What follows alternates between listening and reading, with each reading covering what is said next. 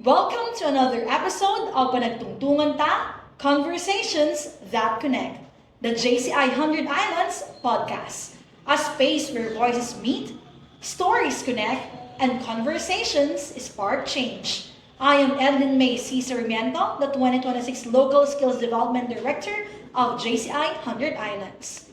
For today's special Love Month edition or episode, we are celebrating a story that is rooted in courage, authenticity, and genuine connection. I am honored to be joined by a beautiful couple who will share with us their journey, their struggles, and the kind of love that stands strong despite challenges. So without further ado, ladies and gentlemen, let us welcome our guest couple for this episode, Nile and Niley, or Nate and Niley. Yeah! Hi naman pala Hello! So before we begin with our questions na prepare namin for the both of you, of course, let us first thank our official partner for this episode, none other than Street Cafe, for Yes, thank our you. venue and our drinks. Thank you so much. So, eto na nga ang ating question for the both of you. First, of course, can you please introduce yourself na gusto nyong i-share about you, your personal experience, na kayo lang muna to our viewers na nanonood ng ating, syempre, episode. Ang bit-of introduction. Yes. Sige, ikaw muna, syempre. Ikaw muna kasi ikaw yung bida-bida. Hindi, sige. Quick introduction. Hi everyone, I'm Niley. First of all, I would like to thank JCI for, this opportunity. Ngayon lang din kasi kami makakapag-share ng tungkol sa relationship namin. And for welcoming us. Yeah, and for welcoming us sa GCI. By the way, I'm Niley Bacolcol. I'm a graphic designer, artist in profession, ganyan. Tapos, sa gabi, game dev, programmer, ganyan. And dito ako actually sa Alaminos lumaki. Alaminian ako, certified Alaminian. And ano pa bang masishare ko? Ano pa ba? Yun lang. I'm a graduate of Fine Arts from University of the Philippines, Baguio. Sa Baguio ako nag-college. And then, ex-OFW, then actually kaming dalawa, sa UAE for like 7 years. 7-8 years. Ganyan. So, pandemic times, umuwi dito sa Alaminos. Inuwi ko siya dito sa Alaminos. Wow! Ikaw naman! I'm Junaid. Or you can call me Nate for short. Or Mindanaon. Yes. Hindi lahat ng mga nakakilala sa atin alam na I'm not Christian. Ganyan, yun yung pinaka hindi nila alam about sa akin. By profession, housewife. Wow! Nursing graduate pero hindi ko na pinractice kasi siguro wala yung calling. So for more than a decade, siguro ang naging career ko na lang is BPO and customer service and currently yun. Content sa bahay lang. creator. Nagko-content. Yes. Ano pala yung name ng inyong page or vlog? Para at least, pwede natin masabi. Actually, combination ng pangalan namin. Kasi since ako juvenile, tapos siya Junaid. So, juvenile vlogs. So, mix of lifestyle, travel, ganyan. Pero currently ngayon, Kung ano ang maisip. Kung ano lang maisipan. Random na lang siya na. Pero ngayon, pageantry kasi mahilig talaga siya sa pageants actually. Okay, so yon, flash na lang natin sa screen yung kanilang account para mag-visit ninyo yung mga content nila. So next question, nalaman na namin yung brief background about you or your own personal information. Ngayon naman, can you please share a little journey or your journey as a couple? Hala. Paano nagsimula ang inyong relationship? Parang the beginning dalawa? ba ito? It started with a coffee din. Talaga ba? Huh? Hindi, Before the coffee? Oo. Before Sige. the coffee. Sige, ikaw na lang. From your perspective. Yes. Hindi rin siya siguro, wala masyadong pinagkaiba sa generation ngayon since it was more than a decade ago. Nag-start din siya sa parang social networking. Pero that time, if you're familiar with BlackBerry has an in-app na messenger. So, dun kami nagkakilala kasi as LGBT before, nauso kasi yung mga iba-ibang dating sites, mga Planet Food, ganyan. Pero Believe that that. time, hindi ko na siya masyadong binivisit kasi yung population, yung ano niya, yung ano nga ba, yung market niya nag-iba na. So doon tayo sa i-level up natin ganyan. So doon kami nagkakilala and iklahin yung Very no? Very talagang pinaka-detailed. Oo, actually, sige, fast forward natin siya. So, nag-meet kami doon sa BBM. Chinat ko siya. Ang fun thing about this kasi, nung nag-chat siya, sabi niya, tawag dito, gising siya sa gabi, tawag dito, tulog siya sa umaga. Ako naman, haul pala. Haul pala. Hindi, coming from... Wak-wak. Oh, pwede. So coming from, province, Alaminos, di ba? Wala akong concept ng call center. Ang alam ko may ganun is bodyguard. So, all in my mind, talaga bodyguard siya. So, di ba? Imagine my surprise yung nakita. Iba yung Okay, tapos yun, nag-coffee date kami, ganyan naman sa Manila, di ba? And another funny thing kasi, tawag dito, galing akong church. So, nag-church ako Sunday. Sunday is my parang commitment ko na hindi ako magbe-breakfast, hindi ko kakain, ganyan. So, pagdating namin dun sa date, mga lunchtime, di coffee, ganyan. Coffee. Hindi ko alam na yung coffee pala ng mga taga Manila, yun na yung lunch nila. So, sabi ko, aesthetic, even before. oo, nakaka-survive na sila sa gano'n. So, sabi ko, sige nga, if you don't mind, mag-lunch tayo KKD. So yun yung... Nag-lunch kami together. After namin mag-Starbucks, nag-lunch kami. Dati meron pa yung, alam mo yung 50 pesos na... Parang value meals ng KFC. Oh. So yung kinain namin. Chicken fillet. Tapos after that, sabi ko, gusto kong pumunta ng Mega Mall kasi yung may part doon na puros art gallery. Kasi nga, di ba, artist, ganyan. Hindi ko pa napupuntahan yun. Sabi ko, baka gusto mong samahan. O di, sabi ko, di pumunta kami doon. Pagpunta namin doon, sige, pasyal kami. Doon na pala siya na-in-love. Charing! Siya muna na-in-love. Siya naman. Feeling ko that time si Popoy tsaka si Basha yung sa Kaya pala. Nire-reenact ninyo yung moment. Ewan ko sa kanya, basta ako feeling, gusto ko lang pumunta doon. So, yun, fast forward. Marami na.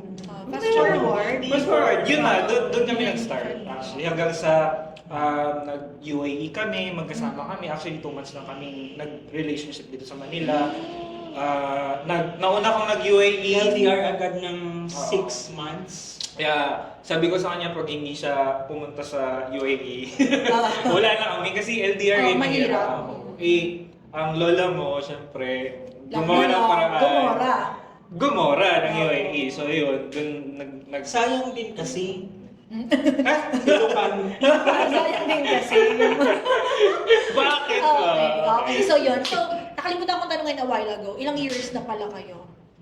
Baka magkamali ko ng Baka ilang years? Wala mo tayong past. Ilang years Magkano na kayo? naman? 13 years. Wow, 13 years. So imagine dati mukhang mukhang laspag pa rin. Very siguro totoy. Totoy, diba? tsaka...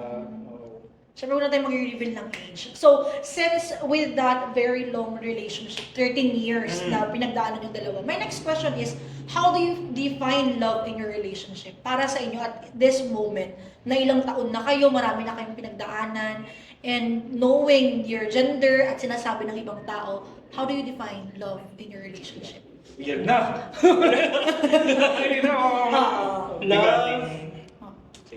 Love is commitment and compassion, advocacy. Charing. Ano talaga siya? It's a commitment. And bakit commitment? Despite all the challenges, kung ano man yung sabihin ng ibang tao, at the end of the day, kayo pa rin yung kailangan committed ka sa kanya na tanggapin siya kung ano man yung differences ninyo. Kasi yun nga, gaya ng sabi ko, ang pinaka malaking challenge sa amin siguro is yung cultural and religious background namin is sobrang magkaiba. Yeah. Pero kumbaga, na-work out namin siya even my family, I was able to open it up to my family, and then tinanggap din naman siya. At that time pa nga maalala ko, sabi, meron pa akong moment before na open ako sa social media, I'm in a relationship, pero hindi pa siya yun. 1 year ako hindi kinausap ng ate ko kasi ganun ka conservative at that time. Pero siya, mabilis siyang tinanggap. Siguro may nakita din sa kanya na something ganyan. So yun, kailangan lang talaga at the end of the day, kayo lang talaga ang magkukumit sa isa't isa. Kahit hindi pa kasal, no? Ikaw. Ang hirap naman. Dahil lang. Then looking back at our relationship, siguro nagtagal dahil, yun nga, number one, commitment. Yun. Kasi kayo pa rin ang magre-resolve ng mga issues. And number one is yung acceptance na you're two different persons with very different background, very different, wirings and personality and all. So, kailangan mong i-accept siya, whatever it is. And as a person kasi, we're ever evolving eh. Kumbaga kung ano ka like 10 years ago is a different you. So sa relationship kailangan meron kang kumbaga dynamic na acceptance talaga na yun yung commitment niyo sa isa't isa eh kumbaga. So yun yung sa akin na kailangan talaga commitment ka anumang mangyari kailangan ma-resolve nyo and maintindihan mo na magkaiba kayo talaga, 'di ba? So, ano pa ba? So, nakalimutan ko. Ang question natin is yung definition ng love, di ba? Yung commitment, acceptance. Ayun. So, gusto ko lang din siguro emphasize na love is intention talaga. Kumbaga, lalagpasan niya yung feelings lang. Kasi kapag feelings lang, infatuation lang. Very high school siya. Very high school, Crush. PBB teens, Yes. ganyan. Pero, yun nga, they have to understand na pag, alam mo, wala nang yung less na yung kilig-kilig, ganyan, dapat you stay committed pa rin, ganyan, kahit na hindi na lang, alam mo yung masaya palagi. Siyempre, life di ba? Life throws a lot on your, lalo na sa relationship. Financial stability na. Yes. Yeah, one of the factors. Actually, kailangan kasi talaga diba, siya, di ba? practicality and we're talking real truth in a long relationship. term, So, yun. Okay, next question. Nabanggit kanina na nagkaroon kayo ng problem when it comes to your relationship but dealing with your family is okay naman na siya. How about the other people na nakikita kayo? Do you also experience some judgment sa mata ng iba? And kung meron man, how did you overcome that experience of yours? Aside from your family. Mga kaibigan. Wala. Sa akin, sige ako na lang mag-share. Siguro meron. Pero the good thing about us is that parang hindi kami nakafocus doon sa kung anong sinasabi ng tao. As long as we're doing our thing and na hindi kami nakakatapak ng right ng ibang tao or nakakagawa ng masama sa ibang tao. You don't care actually. Diba? So, as long as we're doing good, ganyan, we're hindi kami nakakasakit, ganyan, or nakakagrabyado ng ibang tao. We don't care. Kaya hindi namin, kumbaga, wala sa radar namin yung judgment. Pero meron at meron siya. Siguro sa point of view ko naman, kaya ko nasabing wala kasi yun nga, parang ini-ignore ko na lang siya as long as alam ko sa sarili ko na tanggap ng immediate family, ganyan. Though, at first siguro may mga ayaw, ganyan, or tutol, ganyan, kasi parang same-sex relationship. But then, we were able to work things out and prove to people siguro na kahit na LGBT relationship yan, ang pinasukan mo, it's the same relationship as the heterosexual relationship na pwede din siyang mag-thrive, kumbaga, at meron din kayong patutunguhan. And meron din siyang long term, hindi lang siya yung pang one night lang, pang 1 month lang yung gano'n. Siguro. Feeling ko kasi parang individually, enough yung love namin sa sarili namin, sa self namin, ganyan, na tipong yung relationship namin is a gift to ourselves. So we don't want or we don't let anyone take it from us, ganyan, na ma-judge kami or ma-affect kami sa judgment, ganyan. Na ito yung para sa akin eh, di ba? Why would I let anyone take it away from me? Parang ganun. So, ganun. So, meron kaming parang protective. Nice layer. answer, candidate. Yes, palakpakan. Okay.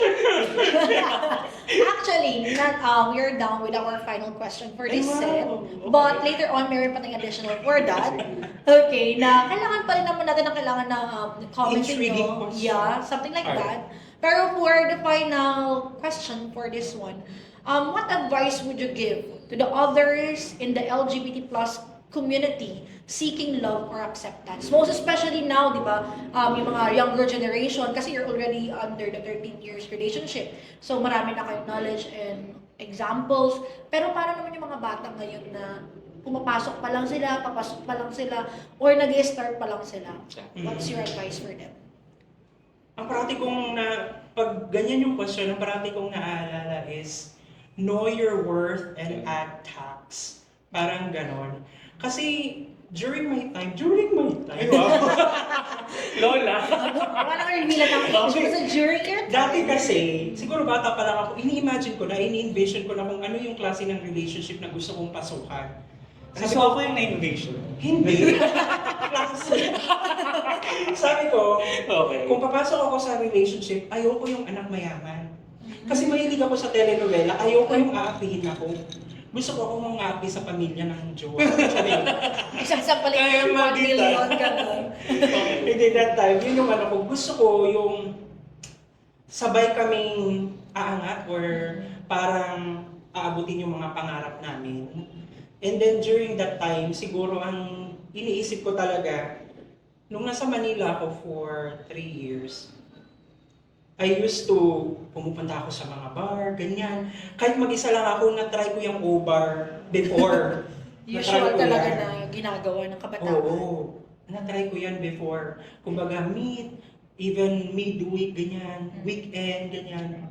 Meet and meet lang. Pero, habang ginagawa ko yun, iniisip ko sa sarili ko na pag nakapag-meet ako ng guy or gay or whatsoever, kapag ka hindi niya kaya akong ipakilala sa family niya, ano lang yan, fling-fling lang, ganyan. Na-infatuate lang sa'yo. Oo. ganyan. Sa rin. Ang sarap Ano lang. Flip! Sabi na Hindi, pero pag pinakilala niya na ako sa family niya, ay, magjowa na kami. Ganun yung ano ko, parang, sige, siguro traditional, ganyan. Pero ganun eh, parang dapat, ikaw sa sarili mo, alam mo kung ano yung worth mo. Parang ganun. So, just, and first of all is, respeto na lang sa sarili mo. Kasi, mag-radiate yung, ano na yun, kapag ka may respeto ka, alam mo, sa sarili mo, kung alam mo sa sarili mo na meron kang respeto sa sarili mo, mafe-feel ng ibang tao yun eh. So, kasi kung papasok ka sa relationship just for the sake of fun, mafe-feel din nung third party, nung other person. So, hindi ka talaga makakahanap ng seryoso siguro. Ganun yung point of view ko yun. So, yeah, know your worth and add tax. Tax. Pwedeng kumopya. Copy She paste. said. Then, sa akin naman siguro, very cliche na parang love yourself first. Kasi di ba, kung hindi mo mahal yung sarili mo, anong pagmamahal ang may bibigay mo? So,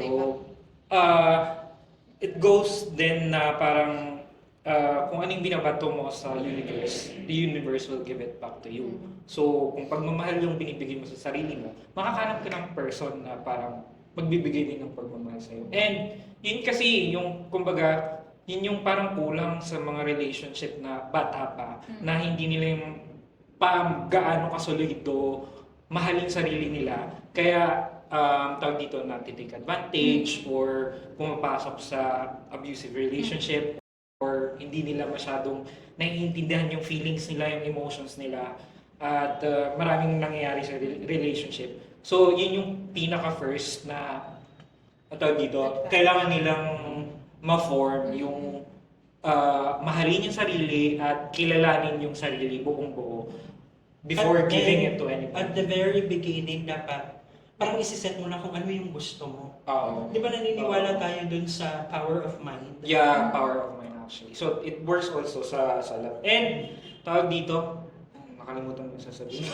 Sige, go lang po. Take your time. Okay na. So, yun na parang, sige, okay na yun. Okay na yun.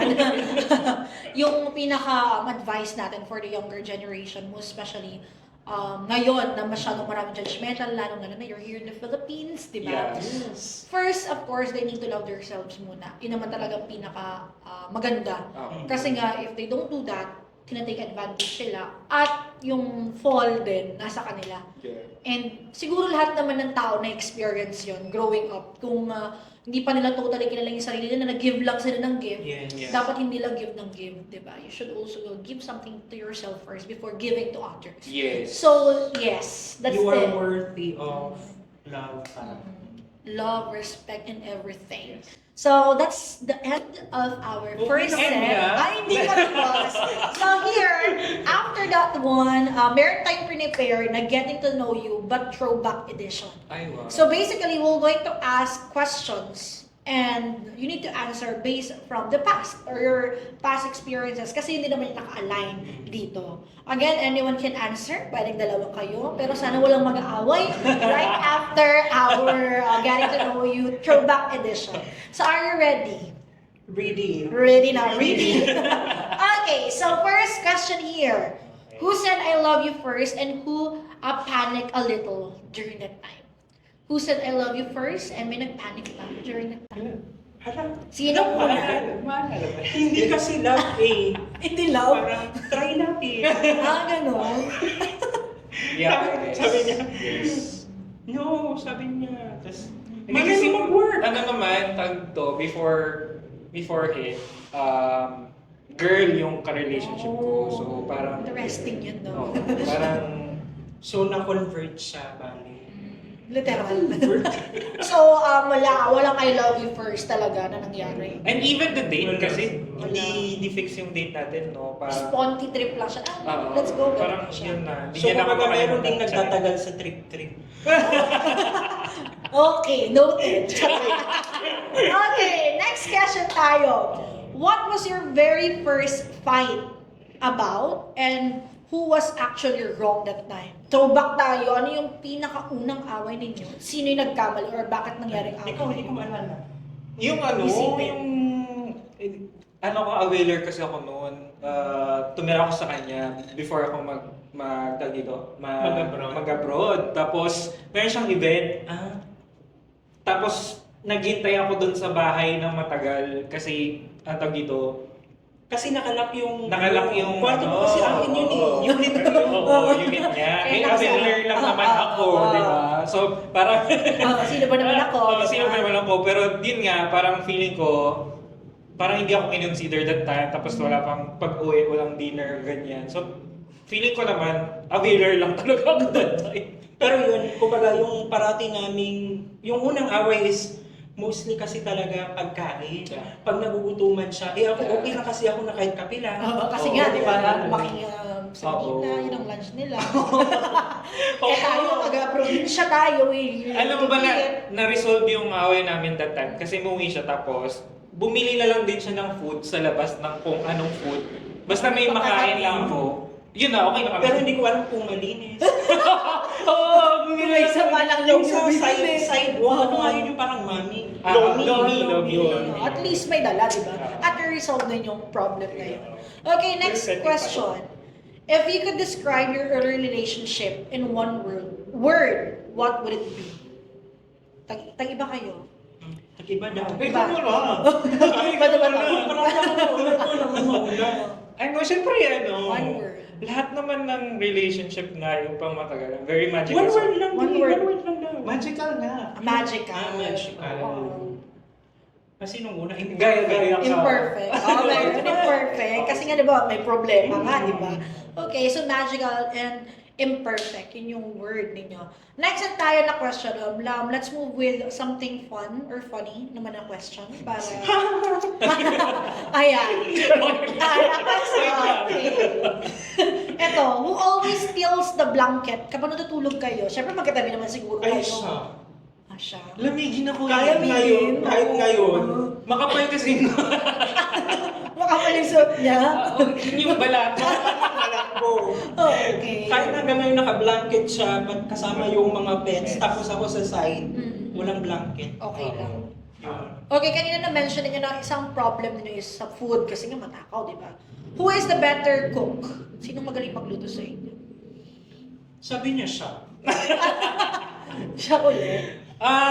Being an Ilocano kasi you have to, kailangan marunong ka magluto, ganyan. Gulay. Napakain ko na siya ng gulay na syempre yung galing sa atin. Oo. Pinakbet. Doon ganyan. yung pala yung yung transformation na parang, kasi parang lately nung nakita ko ng mga kapatid ko, kumakain ka ng gulay. Sabi kasi hindi ako kumakain ng gulay. Pero, Ilocana na po siya, kambing na po siya. Mas naging healthy na siya compared before. So, at least achievement talaga siya. Next, who takes longer to get ready? Siya. Hindi sure. Matagal, marami siya. nagtanong pala kasi nila intindihan yung question. Marami Mas siya. mabili, mas matagal. Mas matagal mag-ready. Oo, siguro ako. Ikaw, kasi siyempre may makeup pa. Minsan. Minsan. Ako kasi parang na-cut ko na yung skincare ko, ganyan, Okay. tapos damit na lang, ligo damit, konting skincare, tapos yun na, tapos na. Okay, next. Who is more likely to cry during movies? Pag nanonood kayo, sinong iyakin? Siya. Hala, ako! Hala, Siya nalala ko yung emotional. last pinaka sobrang iyak yung Hotel de Luna na Korean series. Nandito lang ako, tapos sobrang iyak ko siya. Wala lang, ganyan. Wala akong Normal lang, alam. simple thing lang, ganun. Hindi kasi meron silang parang ideology ng bata na when you cry, it's a weakness. Pero ano lang yun Hindi naman talaga yung ideology, pero experience ko yun, be. Oo. Hindi, I mean, that's what made you stronger din. And yun Na parang din-experience ko lang, quick lang, na-experience ko lang kasi na during that time, nung bata ako, parang nasabihan ako ng kapatid ko na ba't ka umiyak sa harap namin? Anong akala mo maawa kami sa'yo? Siya yun yung nagano sa akin to be strong, to be tough. Parang, Oo, kaya so hanggang ngayon, tough pa rin yung tough love ang binibigay ko. Parang ganun. Oo, parang gano'n. Kaya kapag may movie, parang, anong nangyari sa'yo? Pusong ba to? Yung feel na feel mo na yung moment. Oo. Tapos pag tingin mo sa kanila, kaganyan lang siya nanonood. Ano ko ba? Hindi drama yung pinanood. Oo. Parang ganun yung nafe-feel niya. Okay, next. Who's more likely to spend money impulsively? Sinong magastos sa Impulsively. Ako. Impulsively. Ako na lang, no? Di parang pantay din ako. Ay, ganun. Pantay. Talagang- Being an Ilocano, medyo mas ganon ako ng Context. Pero sa kasi, ang pinaka-lesson na parang in-inculcate or talagang in-impose, hindi naman in-impose, parang na-influence niya ako is that when you work hard, kailangan mo ring i-reward yung sarili mo. Kasi kung hindi mo i-reward yung sarili mo, mapapagod ka, Yes. magagasgas ka. So, And when you buy something, make sure na meron kang ROI. Oo. syempre, Kailangan- business-minded. Kaya nga antak sabi niya kanina, di ba? Correct. Sa relationship. Okay, next question. What's something you still want to experience together? Sa 13 years na magkasama kayo, ano pa yung something na gusto niyo ma-experience together na syempre hindi niyo pa nagkagawa? O, di ba? Napaisip kayo. Sige, ikaw. Oh, ano? Ikaw naman yun. Parang napaisip talaga. Experience. My experience together. Na feeling ninyo gusto nyo i-try pero until now hindi nyo pa siya nagagawa. So siguro sa iyo meron, tapos i-share na lang natin sa kanya later. Ay, gusto ko pala. to. Maghiwalay. Huwag naman gano'n! Hindi gano'n. Ano ba? Isip Ano ba? ko, wala. Kasi we travel together, ano pa ba, concert together, lahat Siguro mag-dinner na lang with both sides. Like our Ah. family, gano'n na lang siguro. Kasi, syempre, geographic location. Oo. Sa Mindanao siya, tapos medyo matanda na rin yung parents niya. So, it's so hard na papuntahin sila dito or mag-meet yung both sides namin into one place. So, yun na lang siguro. Though kumbaga alam naman yun na sobrang open yung relationship natin. It's just that parang mahirap pagsamahin. Ako, I dream of kasal din, pero it's very impossible din Oo. dito, di ba? So, siya din, hindi rin siya masyadong ano dun sa idea. So, parang, okay, so... Hindi, sabi ko naman sa'yo, di ba, okay na sa akin yung kasal, basta meron Na na mag-aaway na tayo. kami. Ay, sorry po. Joke lang. Hindi, sabi ko, okay lang yung kasal, basta meron na tayong millions na savings. Ay, Mm. parang impossible. So, yun Hindi yung ako. Yun. So yun, mag-meet halfway na lang para di ba at least malay natin, magawa talaga. So last question na po tayo for this one. Finish this sentence. Wala. After 13 years, I still choose you because. Umigas na kaya. Huh? After 13 years, I still choose you because. Parang yung away kanina, patanggal na. After 13 years, I still choose you because. After 13 years, I still choose you because you made me realize how lucky I am with my family. Ay. Kasi yun din naman talaga yung yung shinare ko before, di ba, na parang yun yung realization ko, ang swerte ko sa family ko, though hindi naman siya marangyang buhay, pero kompleto, nagmamahalan, ganyan, walang problema. Tapos, experiencing and discovering yung family mo before, parang nakita ko na ang swerte ko pala sa family ko, ganyan. Hello, birthday, iyak na siya. Paro ng family. Yun, na ang swerte ko sa family ko, yun. Ay, wow. Charing. Sorry. Ako naman, ano naman yung statement? Ah. Nakalimutan ko Ulit yun. yes, after nating 13 question. years. Yes po. After 13 years, I still choose you because. Siyempre, harap ka sa kanya. After 13 years, I still choose you because you're my better half. You know, yung, ikaw yung, Charing. alam mo yung yin and yang. Like, you're my strength, ganyan. Kung weak ako, ganyan.